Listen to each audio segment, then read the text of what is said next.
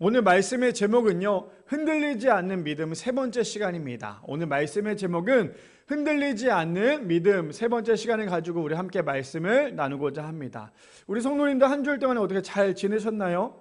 이제 어느덧 날씨가 봄이 됐어요. 그렇죠? 근데 일교차가 많이 커졌죠. 아침에는 뭐 0도에서 영하 1, 2도, 그리고 오후에는 뭐 13도까지 올라가는 그런 한 주의 시간이었던 것 같습니다. 저는 이게 비염이 심하다 보니까 지금이 가장 또 비염이 많이 심할 때인 것 같은데, 우리 성도님들 날씨가 따뜻해졌다고 해서 너무 옷을 얇게 입기보다는 온도에 맞게끔 옷을 잘 입으셔서 이번 환절기도 감기 걸리지 마시고 또 잘 이겨낼 수 있는 우리 미랄의 성도님들 되시기를 축복합니다. 그래서 오늘은 또 우리가 마지막 그동안에 3주 동안에 창세기 22장 1절에서 우리가 14절까지 말씀을 나눴는데, 오늘은 이제 9절에서 14절 말씀이고, 그동안에 우리가 흔들리지 않는 믿음에 대해서 함께 나눠봤죠. 그래서 오늘은 마지막 결론, 흔들리지 않는 믿음이 도대체 무엇이고 우리가 어떻게 해야 흔들리지 않을까라는 거에 대해서 오늘 마지막 결론이니까요, 그동안의 말씀 혹시 기억이 나지 않는다 할지라도 오늘 이 말씀을 통하여 이 말씀이었구나라는 것을 알 수 있는, 그래서 오늘은 정신 단단히 차려서 오늘 예배 때 말씀 때 잘 들어서 우리가 하나님 앞에 이렇게 해야 되는구나라는 거에 대해서 올바르게 알 수 있는 귀한 우리 모든 시간 되기를 축복합니다. 말씀 들어가기 전에요, 허드슨 테일러 선교사님이 이렇게 말씀하였습니다. 하나님의 일을 하나님의 방법대로 하기만 한다면 하나님의 공급하심은 부족함이 없을 것이다 라고 얘기합니다. 사실 제가 이거를 저번 주에 가지고 왔어요. 이 문구를 저번 주에 갖고 왔는데, 제가 말씀을 듣다 보니까 제가 이 문구를 하지 않았더라고요. 그래서 제가 이 문구를 언제 하면 좋을까 되게 많이 고민하고 기도했었는데, 이게 마지막이었으면 하면 좋겠다라고도 생각을 했었어요. 그랬는데 때마침 저번 주에 제가 이 문구를 하지 못해서 오늘 이 문구를 가지고 함께 나누려고 합니다. 그래서 다시 한번 더 읽어드리면 이렇게 얘기하죠. 하나님의 일을 하나님의 방법대로 하기만 한다면 하나님의 공급하시면 부족함이 없을 것이다 라고 얘기합니다. 우리 그동안에 3주가 가면서 어떤 것이었습니까? 하나님께서 누구를 시험하셨죠? 아브라함을 시험하시죠. 아브라함에게 시험하시면서 하나님의 방법대로 하나님이 하나하나 다 정해주시면서 이렇게 해라 이렇게 해라 이렇게 해라 말씀하시면서 정해주는 모습을 우리가 보게 되죠. 그래서 오늘 이 성령사님 말씀하신 것처럼 우리도 마찬가지입니다. 하나님의 일을 하나님의 방법대로 하기만 하면이에요. 근데 우리는 하나님의 일을 하나님의 방법대로 하기보다 자꾸만 내 방법대로 하다 보니까 결국에 하나님의 마음을 제대로 알 수 없다라는 거죠. 그런데 하나님의 방법대로 하기만 하면 하나님의 공급하심은 부족함이 없을 것이다 라고 말합니다. 바라기는 우리 모든 성도님들 신앙생활도 마찬가지고요, 우리가 앞으로 살아가는 그 모든 삶도 하나님의 방법대로 해야지만 하나님께서 모든 것을 채워주시는 것처럼 하나님의 은혜가 우리의 삶 가운데 날마다 넘쳐나기를 축복합니다. 그래서 오늘 말씀의 제목 흔들리지 않는 믿음 세 번째 시간을 가지고 우리 함께 세 가지로 나눠보기를 원하는데요, 첫 번째입니다. 이렇게 시작을 하죠. 그리 아니하실지라도 하나님의 뜻을 믿고 순종해야만 한다라는 거예요. 첫 번째입니다. 그리 아니하실지라도 하나님의 뜻을 믿고 순종해야 합니다. 우리 본문 볼까요? 본문에 보면 이렇게 시작합니다. 하나님이 그에게 일러주신 곳에 이른지라 라고 시작을 하죠.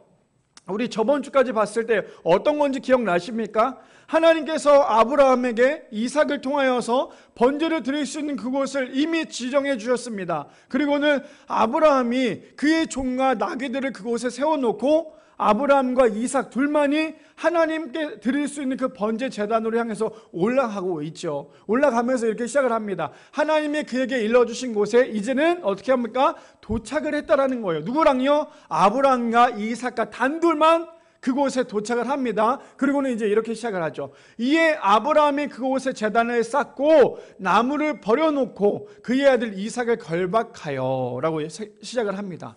굉장히 디테일하게 표현을 하고 있어요. 어떻게 표현하고 있습니까? 아브라함이 그곳에 도착을 하죠. 그 다음에 제단을 쌓고요, 나무를 벌려놓고 그의 아들을 결박을 합니다. 어떤 모습인지 상상이 되십니까? 이제 도착을 한 거예요. 아브라함이 하나님께 드릴 만한 번제 제단에 도착을 하죠. 도착을 하자마자 이제는 제단을 쌓습니다. 제단을 쌓고 난 다음에 나무를 버려놓죠. 왜 그렇습니까? 이제 번제를 드리려면 어찌됐건 땔감이 필요하고 나무가 필요하기 때문이죠. 근데 그곳에 완전히 완벽하게 세팅을 하고 난 다음에 이제 아브라함이 어떻게 합니까? 자신의 아들 이삭을 결박을 한다라는 거예요. 결박을 했다는 건 무엇입니까? 움직이지 못하게 했다라는 거죠. 하나님께 드릴 만한 그 번제 제단에다가 모든 것을 다 준비하고 난 다음에 어린 양을 준비한 게 아니라요, 아브라함은 자신의 아들 하나밖에 없는 독자 그 이삭을 그곳에 눕힙니다. 그 다음에 결박을 하고 있다라는 거죠. 근데 우리가 저기서 봐야 될 건 무엇입니까? 이삭을 결박을 하죠. 결박을 한 이삭이 과연 왜 가만히 있었을까? 한번 좀 고민을 해봐야 될 필요가 있다라는 거예요. 아니, 충분히 그때도 저번 주에도 말씀드린 것처럼 이삭의 나이는요 15세에서 18세예요. 청소년이라는 거죠. 100세가 넘는 그 아버지를 충분히 제압할 수 있을 만한 나이라는 거예요. 근데도 불구하고 이 이삭은 왜 그곳에 결박에 가만히 누워 있었을까요? 팔다리가 묶인 상태에서 왜 그곳에 가만히 있었을까요? 이삭은요 하나님을 잘 알지 못했겠죠. 그러나 아브라함이 그동안에 믿었던 그 하나님을 어쩌면 옆에서 많이 보고 있었을 거예요. 그러니 아브라함을 믿었을 거고, 왜요? 아버지가 하나님께 예배 드리는 그 모습을 봤던 이삭은 아버지를 믿었겠죠. 그리고 자신이 어린 양이 될 수밖에 없는 그 상황 가운데서도 이 이삭은 순종했다라는 거예요. 우리가 여기서 봐야 될 건 무엇이냐면요, 아브라함만 하나님께 순종한 게 아니었어요. 아브라함의 아들인 이삭도요 하나님 앞에 순종했다라는 거죠. 그러니 어떤 상황입니까? 결박된 상황이었어요. 이삭의 마음이 나는 이제 오늘 번제로 드린다, 오예 나는 이제 죽는다라고 생각했을 때 기분이 좋았을까요? 얼마나 두려웠겠어요. 이제 조금만 있으면, 이제 아브라함이 그곳에 불만 지피기만 하면요 이 이삭은 이제 죽는 것밖에 없어요. 근데 이삭은 그럼에도 불구하고, 자신이 죽는데도 불구하고 하나님의 말씀에 순종했다라는 거예요. 하나님의 말씀에 순종했다는 건 결국 아버지의 말씀에 순종했다라는 거죠. 그러니 뭐라고 얘기합니까? 이삭을 결박하여 제단 나무 위에 놓고라고 얘기합니다. 결단코 쉬운 게 아니었어요. 저 모습은 아브라함의 위대한 믿음도 있었겠지만요, 아브라함만 뿐만 아니라 아들의 위대한 믿음도 있었기 때문이라는 거예요. 저는 저걸 보면서 어떤 생각이 드냐면요, 신앙생활은 그래서 나 혼자 할 수 있는 게 아니구나, 나 혼자 잘한다고 되는 게 아니구나라는 것을 정말 많이 느꼈습니다. 무슨 말입니까? 우리 성도님들 지금 우리는 한 배를 탔어요. 미랄교회라는 그 한 배를 탔죠. 한 배를 타고 우리가 저 목적지인 천국을 향해서 열심히 가고 있어요. 그러면 우리 여기 앉아있는 한 분 한 분의 믿음이 하나가 되어야 된다는 거죠. 한 분 한 분의 믿음이 하나가 되지 않으면요 언제든지 저 결박은 풀릴 수밖에 없어요. 근데 우리 모두 다 한 사람 한 사람이 한 믿음 한 마음으로 간다면 저 결박은 결국에는 하나님의 임재를, 하나님의 은혜를 경험할 수 있는 귀하고 복된 그런 시간이 될 수 있다는 거죠. 그래서 우리 성도님들도 오늘 이 말씀처럼 우리 모두 다 그 한 믿음, 한 은혜를 가지고 하나님 앞에 나아가기를 소망합니다. 그래야지만 하나님의 은혜를 경험할 수 있다는 거죠. 근데 우리가 삶으로 나타날 때 그래서 중요한 건 무엇이냐면 믿는 척을 해서는 안 돼요. 우리는 믿는 척이 아니라 그대로 삶으로 증명해내야 된다는 거죠. 오늘 아브라함은 어떻습니까? 아브라함은 하나님의 말씀에 순종했어요. 그리고 정말 자신의 하나밖에 없는 독자 이삭을 데리고 번제 제단에 올라옵니다. 진짜 아브라함의 마음은 어땠을까요? 흉내만 내려냈던 것이 아니었어요.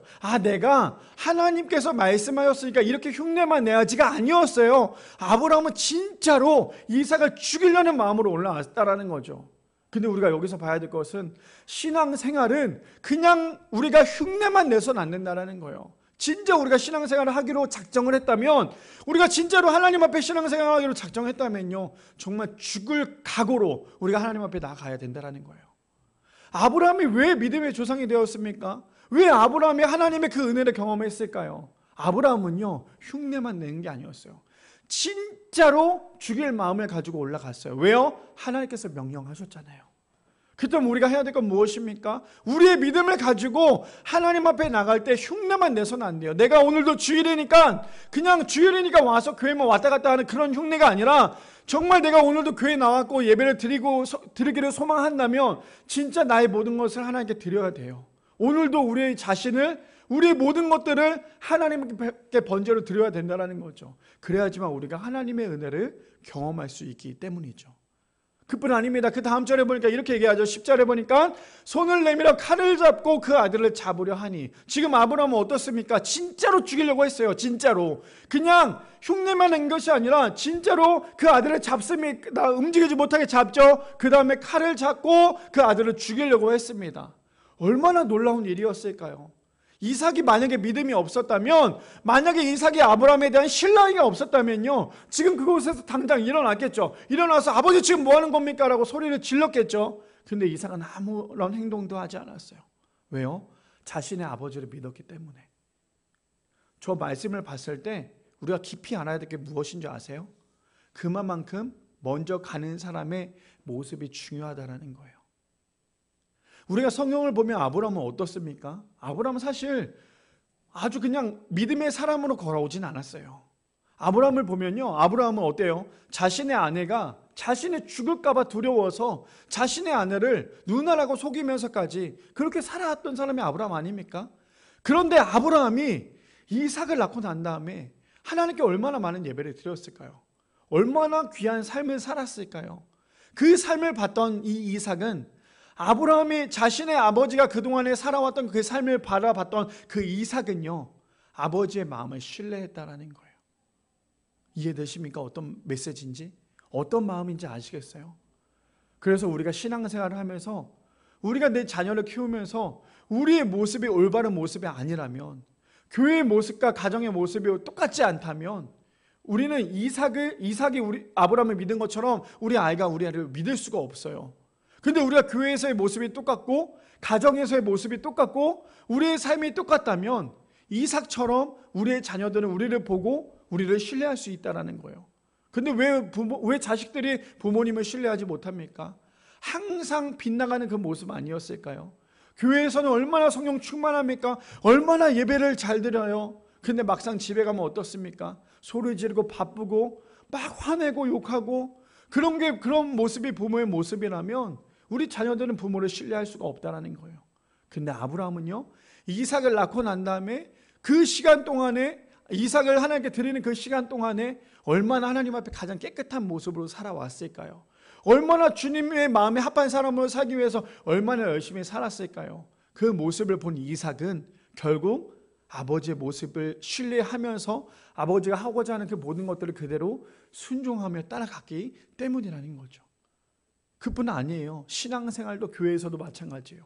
우리 장로님 두 분이 계시고 권사님 계시지만, 우리 어르신들이 먼저 옳은 길을 정말 FM대로 걸어가 주셔야지만 우리가 그 모습을 보고 따라갈 수 있는 거예요.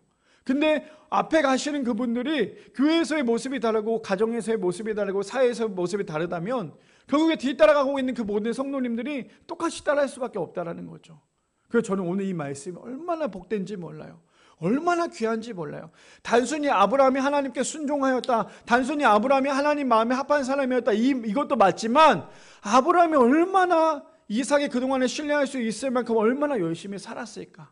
저는 그 모습이 보니까요, 이게 부모가 된다라는 거, 이게 정말 믿음의 먼저 선진이 된다라는 게 얼마나 거룩한 부담감이 있을까라는 그런 생각을 더 많이 하게 되었던 것 같습니다. 바라기는 우리 모든 성도님들, 우리가 하나님을 먼저 믿었다면 믿지 않은 사람들이 나의 모습을 보고 하나님을 믿을 수 있도록 우리는 어떻게 해야 됩니까? 정말 깨끗하게 하나님 보시기에 합당한 모습으로 살아가야 하지 않겠습니까? 오늘 아브라함이 그런 모습이었다는 거예요. 아브라함이 그런 모습이니까요, 죽는지 알면서도 이삭은 아브라함의 말씀에, 아브라함의 말에 그대로 순종하고 결박되어 있었다라는 거죠. 얼마나 두려웠겠어요. 아니, 갑자기 아버지가 그동안에 정말 옳은 삶을 살았는데 아버지가 갑자기 나를 결박하더니 나를 꽉 붙잡고 칼을 들고 있는 그 모습을 보면 얼마나 두려웠겠어요. 근데 이삭은 그 모습까지도 아버지가 분명히 뜻이 있겠지, 아버지가 분명히 무언가 이유가 있으시겠지, 그런 마음으로 결박되어 있지 않았을까요? 하나님께서 감동하시면, 하나님께서 마음 주시면요, 우리도 그렇게 살아갈 수 있다는 거예요. 단순히 성경에서의 아브라함만 그렇게 살아가는 것이 아니라 우리도 마찬가지로 하나님을 의지하고 하나님께 순종할 때 우리의 모든 것들이 하나님을 바라볼 수 있다는 거죠. 그뿐 아닙니다. 욥기 1장 20절에서 22절 말씀해 보니까 이렇게 얘기합니다. 욥이 일어나 겉옷을 찢고 머리털을 밀고 땅에 엎드려 예배하며 라고 얘기하죠. 우리 성도님들 욥기 읽어보셨습니까? 욥기 읽어보면요, 저 모습을 봤을 때 욥은 정말 예배를 잘 드리는 사람이구나, 성경을 읽지 않은 사람이 이렇게 오해할 수밖에 없어요. 그런데 지금 욥은 어떤 상태였어요? 자신이 가지고 있는 재산도 잃었고요, 자신이 사랑하는 자녀들까지 다 잃었어요. 다 뺏겼어요. 다 잃었습니다. 그런데 그 욥은요, 하나님을 원망하지 않았어요. 욥이 했던 행동은 무엇입니까? 욥이 일어나 겉옷을 찢어버리고요, 머리털을 완전히 밀고 땅에 엎드려 예배를 합니다. 그 다음에 어떻게 해요? 21절에 보니까 이르되 내가 못해서 알몸으로 나왔사온즉 또한 알몸으로 그리로 돌아가올지라. 주신 이도 여호와시오 거두신 이도 여호와시오니 여호와의 이름이 찬송을 받으실 이신이다 하고라고 얘기합니다. 욥은 저런 고백이 쉽지 않았어요. 욥이 어떤 사람인지 아십니까? 당대 완전한 사람이었어요. 욥은요, 하나님께서 선택한 사람이었어요. 믿음이 좋기로 하나님께서 선택한 사람이었는데 마귀가 욥을 흔듭니다. 자, 보세요. 하나님, 내가 욥을 이렇게 흔들 건데 이렇게 흔드는데도 욥이 과연 하나님을 원망하지 않고 끝까지 하나님을 믿을 수 있을까요? 이 내용 아닙니까? 근데 하나님께서 이 욥을 믿었어요. 근데 마귀야, 다만 욥의 생명만큼은 건들지 마. 네가 하고 싶은 거 다 해도 돼. 그래도 욥은 날 떠나지 않아. 그런데 너가 욥은 다 건드려도 되지만 생명만큼은 건들지 마. 그랬더니 마귀가 욥을 흔듭니다. 엄청나게 흔들죠. 흔들었는데도 불구하고 욥의 고백은 무엇입니까? 내가 생각해 보세요. 내가 가지고 있는 재산을 다 잃었어요. 다 불타버렸어요. 어떤 마음이시겠어요? 그래, 그거는 다 잃었으면 내가 다시 돈 벌면 되지 라고 생각을 할 수 있겠어요. 긍정적으로 본다면. 근데 자신이 정말 사랑하는 그 자녀까지도 죽어버렸어요. 그러면 어떨 것 같으세요? 이거는 감당이 안 돼요. 이거는 감당이 안 돼요. 근데 욥의 고백은 어떤 건지 아십니까? 하나님께서 주셨으니까 하나님께서 가져가신 것이 너무나 당연한 것입니다. 욥은 이런 고백을 했다라는 거예요. 이런 고백이 당연할까요? 이런 고백은 쉬운 게 아니에요. 근데 욥이 이런 고백을 할 수 있었던 이유는 욥은 하나님을 100% 신뢰했던 사람이었어요. 근데 하나님께서 욥이 이런 시험을 통해서 욥을 시험 가운데 주셨던 이유는요, 욥이 하나님을 더욱더 바라보라고, 욥의 그 모든 교만한 걸 다 내려놓고 하나님만 의지하라고 하나님께서 욥에게 시험을 허락하셨다라는 거예요. 그뿐 아닙니다. 22절에 그래서 이렇게 얘기하죠. 이 모든 일에 욥은 범죄하지 아니하고 하나님을 향하여 원망하지 아니하니라. 저 말이 가능하다고 생각하십니까? 우리 성도님들에게 만약에 저런 일들이 벌어진다면 저것을 이겨낼 수 있으시겠어요? 지금 나에게 내 자산을 다 잃어버렸어. 오케이. 내가 사랑하는 자녀까지 잃어버렸어. 오케이. 할 수 있는 사람 누가 있을까요? 아마 지금 내가 가지고 있는 가장 귀한 거, 이 말씀과 우리가 좀 전에 읽었던 아브라함의 그 말씀과 동일했던 건 뭐냐면요, 가장 소중한 보물을 잃어버렸어요. 아니, 이제 곧 잃게 돼요, 아브라함은. 근데 하나님 말씀에 순종했어요. 근데 욥이 했던 말은 무엇입니까? 이렇게 얘기하죠. 이래 욥은 범죄하지도 아니하고 하나님을 향하여 원망하지도 아니하였대요. 저는 이 말씀을 준비하면서 나는 그렇다면 과연 저걸 할 수 있을까? 아니요. 저는 저거 못해요. 그래서 나는 우리 성도님에게 이렇게 도전하고 싶어요. 함께 했으면 좋겠어요. 함께 저런 믿음을 가지고 살아갔으면 좋겠어요. 제가 오늘 여기 앞에 앉아서 기도하면서 이번 주 내내 기도하면서 어떤 마음으로 기도했냐면, 하나님, 우리 교회 좀 사람 좀 보내주십시오. 사람 좀 보내주세요. 사람 좀 보내주셔서 우리 교회가 좀 같이 예배 드릴 수 있는 사람들이 많았으면 좋겠어요. 이렇게 열심히 기도했던 저의 모습에서 지금 어떻게 바뀌었는지 아십니까? 이번 주에 오늘 이제 우리 문모영 집사님께서 오셨잖아요. 어느 정도 조금 회복이 되고 난 다음에 오셨어요. 제 마음이 어떤 마음이었냐면, 하나님, 제가 그동안에 너무 교만했어요. 하나님께서 분명히 말씀하셨던 한 영혼이 천하보다 귀하게 하다라고 말씀하셨는데 제가 말로만 한 영혼이 천하보다 귀하다고만 얘기했던 것 같아요. 그게 무엇이냐면, 성도님 한 명이 없었던 그 시간, 그 3주라는 시간 동안에 마음이 너무 힘들었거든요. 근데 저는 지금 그 한 명을 놓고 기도하기보다는 더 많은 사람들이 와서 예배 드리기를 원했던 것이 저의 마음이었어요. 근데 하나님께서 이번 3주 동안에, 이번 한 주 동안에 저에게 주셨던 마음이 무엇이냐면, 한 영혼이 그만큼 귀한 거야. 한 성도가 교회에 나오지 않았을 때 너의 모습이 어떤 건지 나는 보고 싶어. 이게 정말 한 영혼이 천하보다 귀하다는 마음이에요. 왜 예수님께서 99마리의 양보다 한 마리를 가지기 위해서 밤새도록 찾으셨을까요? 그 한 영혼이 너무나 귀한 걸 아셨기 때문이에요. 근데 지금 욥은요, 아브라함은요, 자신이 가장 귀한 것을 하나님께 드려야 되는 상황이었어요. 욥은 이미 빼앗겼죠. 근데 자신은 범죄하지 않았고요. 하나님을 원망하지도 않았대요. 저는 요즘에 그런 생각을 참 많이 해요. 우리 교회 성도님들이 미라교회 왔는데 정말 하나님을 닮았으면 좋겠다. 정말 예수님의 성품을 닮았으면 좋겠다. 그래서 정말 너무너무나 힘들고 어렵고 그 상황 가운데서도 흔들리지 않는 믿음이었으면 좋겠다. 이런 마음이 요즘에 더 많이 간절해지는 것 같아요. 제가 우리 성도님들 끝까지 잡아갈 건데 끝까지 잡아간다 할지라도 저를 보시면 안 돼요. 저를 보시면 언제든지 넘어질 수밖에 없어요. 제 뒤에 계신 하나님을 보셔야 돼요. 그래야지만 욥처럼 그런 고백을 할 수 있어요. 욥이 아브라함이 그렇게 행했고 그런 고백을 할 수 있었던 이유가 무엇인지 아십니까? 지금 내 앞에 놓여져 있는 그 상황이 아니라 내 앞에 놓여져 있는 그 상황이 아니라 내 앞에 놓여져 있는 그 상황 뒤에 계신 하나님을 바라봤어요. 그러니까 욥이 행했던 행동이 무엇입니까? 범죄하지 않고요. 하나님을 원망하지 않았대요. 우리가 성경을 보면 욥은 이렇구나. 아니요. 정말 결코 쉽지 않아요. 아니 하나님의 사람이니까 저럴 수 있지. 우리는 뭐 하나님의 사람 아닙니까? 우리도 하나님의 사람이잖아요. 근데 우리는요. 아주 작은 돌멩이 때문에도 넘어진다라는 거죠. 근데 지금 욥은요. 아브라함은 작은 돌멩이가 아니었어요. 자신의 인생의 전부를 하나님께 빼앗겼어요. 하나님께 드렸어요. 그래도 하나님께서 욥에게 아브라함에게 더 큰 은혜를 부어주셨다라는 거죠.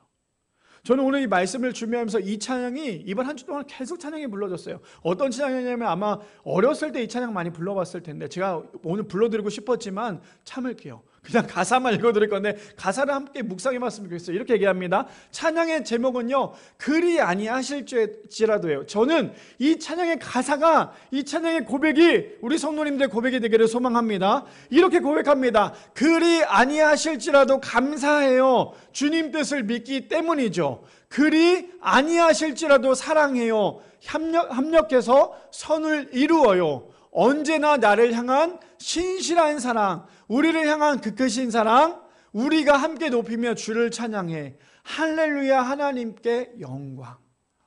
그리 아니하실지라도 나의 뜻이 아닌데 내가 이것 때문에 넘어지고 무너질 수밖에 없는 그리 아니하실지라도 하나님을 찬양할 수 있는 우리 미랄의 성도님들 되시기를 축복합니다.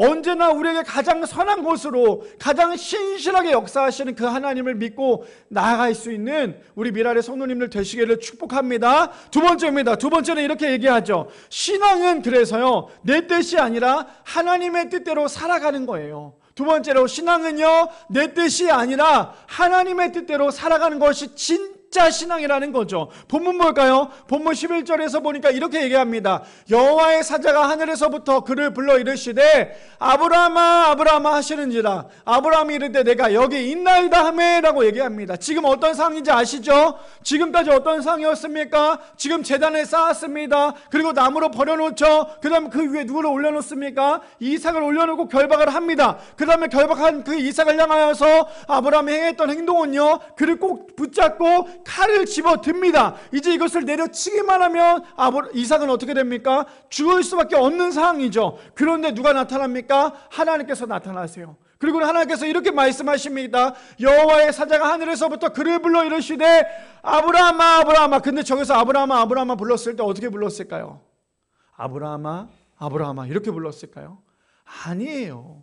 얼마나 긴급하게 불렀을까요? 아브라함아 아브라함아 라고 부르지 않았을까요? 왜요? 이제 하나님께서 아브라함을 부르시지 않으면 이제 어떻게 됩니까? 아브라함이 이삭을 죽이는 그런 모습이 될 수밖에 없기 때문이죠. 근데 하나님께서 어떻게 합니까? 아브라함아 아브라함아 부르시죠. 그 다음에 뭐라고 얘기합니까? 아브라함이 이르되 내가 여기 있나이다.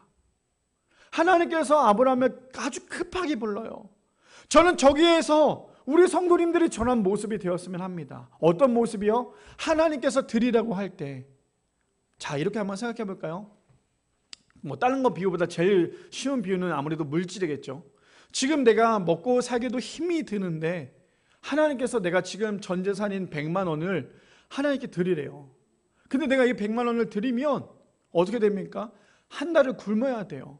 그래서 내가 이 100만 원을 어떻게 해서든 내가 지켜내야 돼요. 근데 하나님께서 나에게 나타나셔서 야 있잖아, 너가 지금 가지고 있는 그 100만 원을 나에게 좀 주겠니? 라고 물어봐요. 그러면은 그 사람은 어떻게 해야 됩니까? 하나님, 제가 지금 이런 상황이고 이런 상황이고 이런 상황이어서 제가 이 100만 원을 못 드려요. 제가 이거 100만 원이 없으면요, 하나님, 내가 굶어 죽을 수밖에 없어요. 이런 모습이 아니라는 거예요. 아브라함의 모습은요, 그 100만 원을, 내가 지금 이 100만 원이 없으면 다음 달에 쫄쫄 굶는다 할지라도 이 100만 원은 하나님께 드리는 믿음이었어요. 그러니까 그 100만 원을 드리니까 하나님께 100만 원 드리려고 했는데 하나님이 어떻게 합니까? 하나님 그 100만 원을 받기보다는 잠깐 멈추라고 말씀하시는 거예요. 저는 여기까지 우리의 믿음이 되었으면 합니다. 하나님께서 드리라고 했을 때 아까워서 생각해서 고민해서 그걸 드리기에 아까워하는 게 아니라 하나님께서 드리라고 하면 그대로 순종하기를 소망합니다. 순종하면요, 내가 100만 원을 드리면 당장 다음 달은 굶을 수밖에 없겠죠. 근데요, 하나님이 우리를 굶게 하실까요? 당장 내가 100만 원을 드렸으면 하나님께서 당장 그 다음 달 우리를 굶게 하실까요? 아니요. 하나님은 더 큰 걸 가지고 우리에게 주신다는 거예요. 근데 우리가 여기서 주의해야 될 건 기복신앙이에요.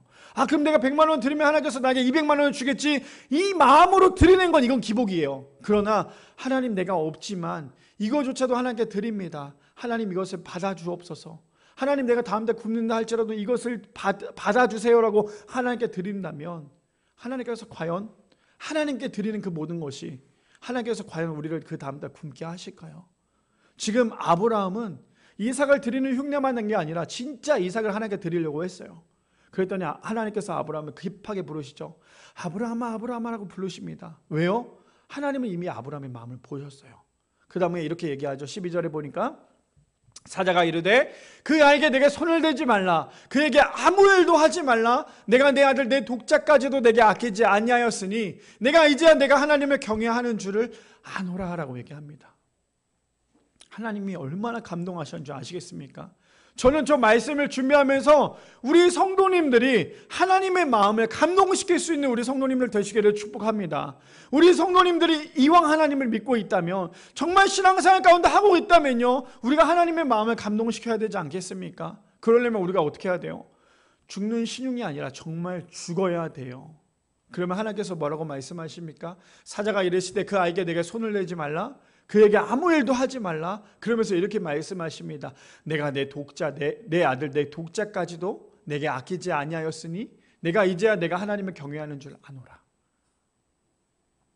그렇다면 우리 성도님들, 지금 내가 가장 아끼는 것이 무엇입니까? 내가 하나님께 드리지 못하는 것이 무엇이 있습니까? 나의 생명일까요? 아니면 내가 정말 드리지 못하는 나의 소중한 보물일까요? 하나님께서 드리라고 말씀하시면 드릴 각오로 하나님을 믿는 우리 모두가 되기를 소망합니다. 이렇게 얘기하는 저는 그럼 드릴 수 있을까요? 아니요. 저도 쉽지 않아요. 근데 우리의 믿음은요, 한 단계 한 단계 올라가야 돼요.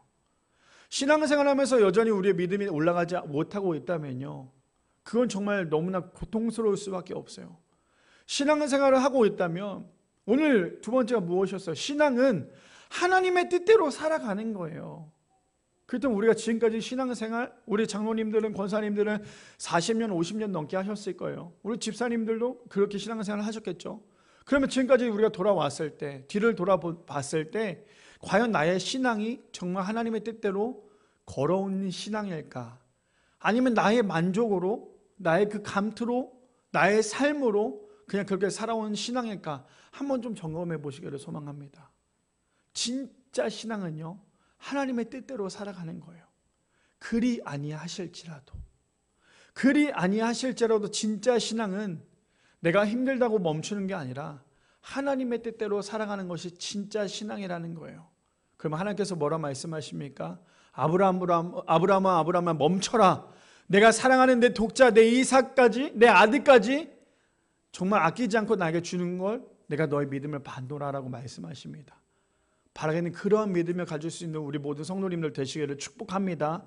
그리 아니하실지라도 내 앞에 놓여져 있는 문제보다 내 뒤에 계신 하나님을 의지할 수 있는 우리 모든 성도님들 되시기를 축복합니다. 그뿐 아니죠. 그래서 창세기 22장 2절 말씀에 이렇게 얘기하죠. 여호와께서 이르시되 내 아들 내 사랑하는 독자 이삭을 데리고 모리아 땅으로 가서 내가 내게 일러준 한산 거기서 그를 번제로 드리라라고 얘기합니다. 좀 전에 읽었던 하나님께서 이삭을 어떻게 드리라고 말씀하셨던 그 내용을 지금 창세기 22장 2절 말씀에 다시 한 번 더 얘기하는 거예요. 지금 우리가 다시 한 번 잊었을까 봐 얘기하지만 지금 아브라함에게 이삭은요, 어떤 이삭입니까? 내 아들 내 사랑하는 독자 이삭이었어요. 하나님께 드릴 수 없었던 가장 소중한 보물이었다라는 거죠. 그런데 아브라함은 그러지 않았어요. 하나님께 드렸어요. 하나님께 드렸다는 거죠. 자신의 전부를 하나님께 드릴 수 있는 믿음이 있었다는 거예요. 그뿐 아닙니다. 그래서 잠언 4장 11절에서 12절 말씀에 보면 이렇게 얘기하죠. 내가 너에게 지혜와 옳은 길을 가르쳤으니 12절에요. 내가 걸어갈 때 내 걸음이 방해를 받지 않을 것이며 내가 달려갈 때 걸려 넘어지지 않을 것이다. 누구를 의지해야지만 저럴 수 있습니까? 하나님만 의지해야 돼요.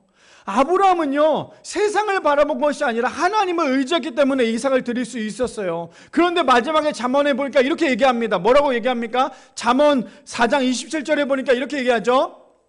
좌로나 우로나 치우치지 말고 내 발을 악에서 떠나게 하라. 우리가 왜 자꾸만 좌로나 우로나 치우칩니까? 왜 성경에서 좌로나 우로나 치우치지 말라고 몇 번이나 언급해서 얘기를 하고 있을까요? 하나님만 바라봐야 되는데 자꾸만 세상을 보니까요, 좌로도 우로치고 우로도 치우치는 게 우리의 모습이기 때문이에요. 근데 지금 성경은 뭐라고 얘기합니까? 좌로나 우로나 치우치지 말고 내 발을 악에서 떠나게 하라. 악에서 떠나야지만 누구를 향해서 갈 수 있습니까? 하나님을 향해서 걸어갈 수 있기 때문이에요. 그래서 두 번째 주제가 무엇이었습니까? 신앙은 내 뜻대로가 아니라 하나님의 뜻대로 살아가는 거예요. 바라가는 우리 모든 성도님들, 우리가 신앙생활을 할 때에 좌로나 우로나 치우치는 것이 아니라 하나님의 뜻이 무엇인지를 분별하여 하나님의 뜻대로 살아갈 수 있는 우리 미랄의 성도님들 되시기를 축복합니다. 마지막 세 번째입니다. 마지막 세 번째 이렇게 얘기하죠. 하나님이 원하시는 것은 순종이라는 거예요.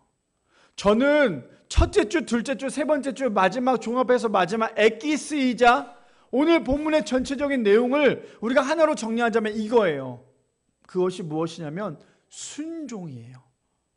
자, 우리가 지금까지 창세기 22장 1절에서 14절까지 읽었을 때 어떤 마음으로 왔을까요? 제가 계속 몇 번 강조했던 건 이거였죠. 내 아들, 내 독자, 내 사랑하는 아들이 이삭이었잖아요.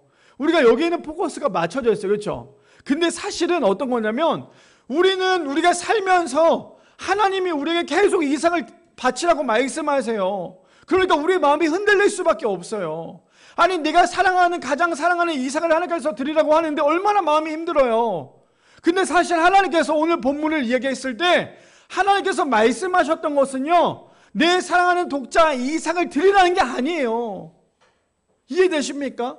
우리는 매번 어떤 생각을 하고 있는 줄 아십니까? 우리는요, 항상 하나님께서 내 소중한 보물인 그 이삭을 자꾸만 달라고 하는 줄 알아요. 근데 하나님이 원하셨던 것은, 하나님의 시험은요, 이삭이 아니었어요. 무엇입니까? 순종이었어요. 하나님이 겨우 이삭 한 명 죽인다고 해서 뭐가 달라질 것 같으세요? 아니에요. 오늘 본문 우리가 전체적으로 봤을 때 우리가 정말 묵상해야 될 건 뭐냐면요, 하나님께서 아브라함에게 이삭을 달라는 게 아니라 하나님께서 아브라함에게 순종하라는 거예요. 근데 우리는 항상 하나님께서 말씀하시는 순종을 바라보기보다는 우리의 생각이 가장 큰 이삭만 바라봐요. 그러니까 순종을 못해요. 그러니까 우리가 믿음이 흔들릴 수밖에 없는 거예요. 이해되십니까? 우리가 3주 동안에 그동안에 계속 얘기했던 마지막 결론은 결국에 순종이에요. 하나님이 이삭을 달라는 게 아니라 내가 말하는 그대로 너는 순종해야 돼. 하나님의 말씀은 그 말씀이었다는 거예요. 자, 봅시다. 그래서요, 본문 보면 이렇게 얘기하죠. 아브라함이 눈을 들어 살펴본즉 한 순양이 뒤에 있는데 뿔이 수풀에 걸려 있는지라 아브라함이 가서 그 순양을 가져다가 아들을 대신하여 번제로 드리니라. 하나님께서 어떻게 하십니까? 아브라함에게 이삭을 바치는 게 아니라 미리 순양을 준비하셨어요. 자, 보세요. 우리 성도님 보세요. 아브라함이 이삭을 바치려고 그 산에 올라갔어요. 그렇죠? 우리의 마음이 하나님을 향한 마음보다 내 마음이 더 큰 사람은 어떤 사람인 줄 아세요? 그 산을 향해서 올라가죠. 올라가는데 우리의 시선은 어디를 향해 있는 줄 아세요? 우리의 마음이 더 크면요, 우리의 시선은 어디를 바라보고 있냐면 이삭을 바라보고 있어요. 이해되십니까? 우리의 시선이 더 크면요, 어디를 바라보고 있냐면 이삭을 바라본다라는 거예요. 이거 이해하셔야 돼요. 이거 믿으셔야 돼요. 무엇인지 다시 한 번 더 말씀드릴게요. 우리의 믿음이 더 크면 우리는 번제 대전에 올라가는 그 순간에 우리는 이삭을 바라봐요. 근데 우리의 믿음이 더 큰 것보다, 우리가 내 자신을 바라보기보다 하나님만 바라보는 사람은요, 지금 내 옆에 걸어가는 이삭을 바라보는 게 아니라 저기 걸려있는 그 숲에 걸려있는 뿔량을 볼 수 있는 거예요. 순양을 볼 수 있는 거예요. 이해되십니까? 그래서 우리가 신앙생활 할 때 정말 잘해야 될 건 뭐냐면요, 하나님께서 이미 주신 우리의 순양을 바라봐야 돼요. 근데 우리의 신앙은 자꾸만 내 자아가 더 커지니까요, 하나님께서 이미 주셨던 그 순양을 바라보기보다 자꾸만 내 옆에 놓여져 있는 이삭만 바라봐요. 그러니까 우리가 흔들릴 수밖에 없는 거예요. 이거 이해되십니까? 저는 이 마음이 우리 성도님에게 전달되기를 소망합니다. 하나님을 바라본 사람은 옆에 순양이 보이지만 내 자신이, 내 자아가, 내 신앙이 더 커진 사람은요, 옆에 순양이 보이지 않고 이삭밖에 보일 수밖에 없다라는 거예요. 근데 지금 어떻게 합니까? 아브라함이 눈을 들어 살펴본 즉 한 순양이 뒤에 있는데 뿔이 숯불에 걸려 있는지라. 아브라함이 가서 그 순양을 이제 가져와서 누구를 대신해요? 이삭을 대신해서 하나님께 번제를 드립니다. 14절이요. 그랬더니 아브라함이 그 땅 이름을 여호와 이레라 하였으므로 오늘날까지 사람들이 이르기를 여호와의 산에서 준비되리라 하더라. 우리 여호와의 일에 참 많이 들어봤죠. 어떤 겁니까? 준비하심이잖아요. 원어로 보면 보고 있다예요. 보여준다예요. 하나님께서 이미 준비하셨다라는 거예요. 아브라함의 믿음의 고백은 대단했어요. 어떤 고백인지 아시죠? 이삭이 물어봅니다. 아버지, 도대체 하나님께 드릴 그 어린 양은 어디 있습니까? 그랬더니 아브라함이 뭐라고 얘기합니까? 하나님께서 이미 준비하셨어. 그 믿음의 고백은 어마어마했다라는 거예요. 그래서 우리 성도님들도 입으로 언제나 고백해야 된다는 거죠. 하나님께서 준비하실 거야. 하나님께서 준비하실 거야. 나는 할 수 없지만, 나는 아무것도 할 수 없지만 하나님께서 준비하실 거야. 이런 믿음의 고백을 할 수 있는 우리 모두가 되기를 소망합니다. 자, 그래서 이어서요, 사무엘상 15장 22절에 그래서 이렇게 얘기하잖아요. 우리 너무나 잘 알고 있는 말씀이죠.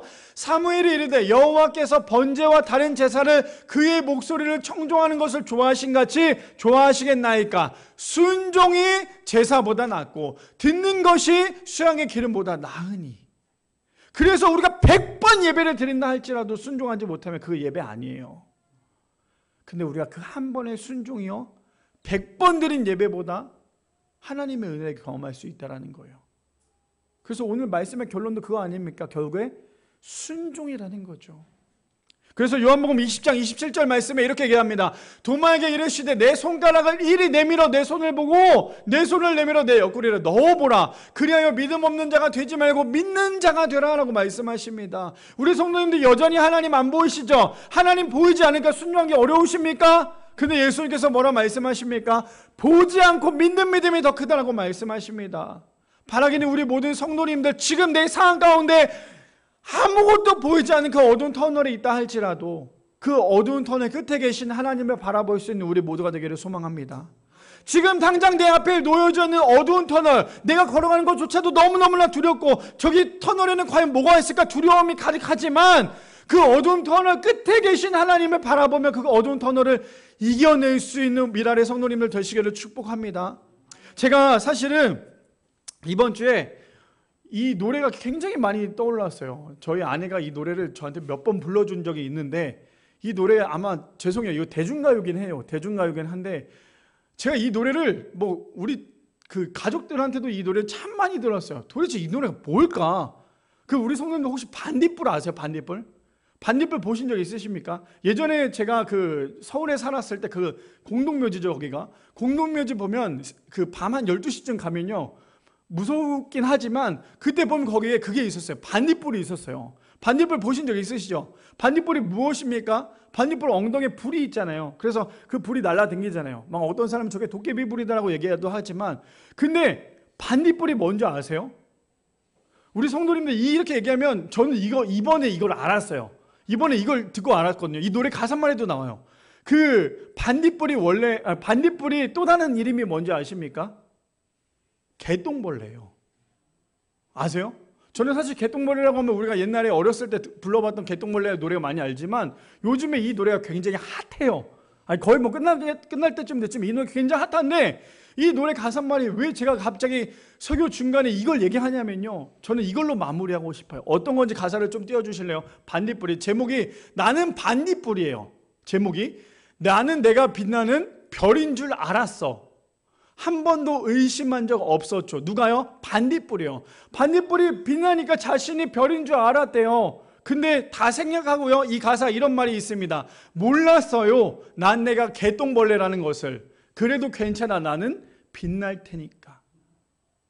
지금 반딧불의 그 자신이 보이는 시선은요, 세상에 엄청 크지만 자신이 보여져 있는 그 시선은 자신이 별인 줄 알았대요. 근데 돌아보니까 자신이 별이 아니라 개똥벌레였어요. 하지만 나는 내가 빛이 나니까 괜찮다라는 그런 위로를 얘기하고 있습니다. 제가 왜 이렇게 갑자기 반딧불이 노래를 부르면서 끝을 맺냐면, 신앙이 마찬가지예요. 우리는 내 신앙의 전부라고 생각하면 거기까지예요. 나는 내 신앙이 정말 별인 줄 알았는데 정작 보니까 내 신앙이 개똥벌레일 수도 있다는 거죠. 제가 왜 이걸로 마무리 짓습니까? 좀 전에 세 번째 주제를 말했을 때도 그 얘기를 했잖아요. 우리가 내 자신의 믿음만 보게 되면 하나님 앞에 나아갈 때 자꾸만 내 걱정되는, 고민되는 그것만 내 옆에 있어요. 근데 하나님을 바라보면요, 내 옆에 있는 이상을 바라보는 게 아니라 하나님께서 이미 준비하신 순양을 바라볼 수 있는 거예요. 저는 항상 그렇거든요.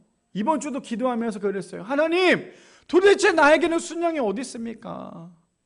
하나님, 내가 매일매일 이렇게 하는데, 내가 이렇게 매일매일 일을 하는데 도대체 나에게 순양이 어디 있습니까? 근데 하나님께서 주셨던 답은 뭐냐면요, 야, 순양 너 앞에 있잖아. 네 앞에 순양이 놓여졌는데 왜 그 순양을 못 보니? 왜 못 볼까요? 자꾸만 나는 순양이 아니라 내 걱정과 근심거리만 항상 보고 있으니까요, 결국에 내가 순양을 볼 수 없는 거예요. 자, 이걸로 정리하겠습니다. 우리 성도님들, 우리가 세 번째 주까지 왔어요. 그렇죠? 제목이 무엇이었습니까? 흔들리지 않는 믿음이었어요. 흔들리지 않기 위해서 정답은 무엇인지 아십니까? 순종이에요.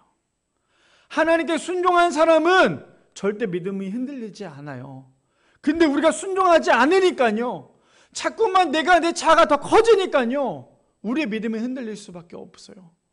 너무너무 감사하네요. 우리 성도님들, 제가 질문했을 때 순종이라고 답변해 주셔서, 우리가 정말 믿음이 흔들리지 않기 위해서는요, 그리 아니하실지라도 순종해야 돼요. 우리의 상황이 너무나 어렵고 고통스럽다 할지라도 우리는 내 앞에 놓여져 있는 그 이상을 바라보는 것이 아니라 하나님께서 말씀하셨던 그 순종을 바라봐야 돼요. 그래야지만 우리가 믿음이 흔들리지 않다라는 거죠. 자, 마지막으로 제가 이번 주에 이제 저희 아이들이랑 같이 분리해서 잠을 자고 있는데, 저희 딸이랑 둘이서 같이 침대에서 잤어요. 굉장히 침대가 작기 때문에 제가 옆으로 이렇게 누워 있는데, 제가 우리 딸한테 그런 얘기를 했어요. 유리야, 유리는 아빠가 왜 좋아? 그랬더니 유리가 저한테 뭐라고 얘기했는지 아세요? 그냥.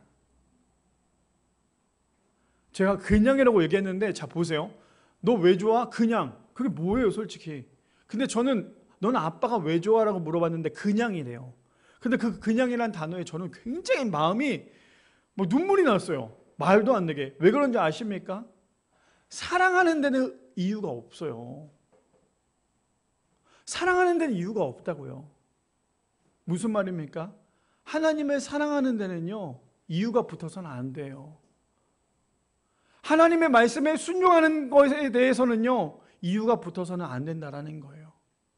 하나님께서 말씀하시면 그냥 순종하셔야 돼요. 하나님이 우리와 함께 하시면 그냥 사랑하셔야 돼요. 왜요? 하나님이 우리를 그렇게 사랑하시기 때문에. 하나님이 우리 한 사람 한 사람에게 이유가 있었으면요, 우리를 사랑하시지 못했을 거예요. 아니요, 이 땅 가운데 오시지 못했겠죠. 근데 우리를 그냥 사랑하시기 때문에, 우리를 죽기까지 사랑하시기 때문에, 바라기는 우리 모든 성도님들, 우리의 믿음이 조금도 흔들리지 않기 위해서 좌로나 우로나 치우치지 마시고 하나님의 말씀에 순종할 수 있는, 순종할 때에 이삭이 아니라 순양해 보일 수 있는 그런 믿음의 사람이 되시는, 그런 믿음의 미랄 성도님이 되시는 귀한 우리 모든 성도님들 되시기를 축복합니다.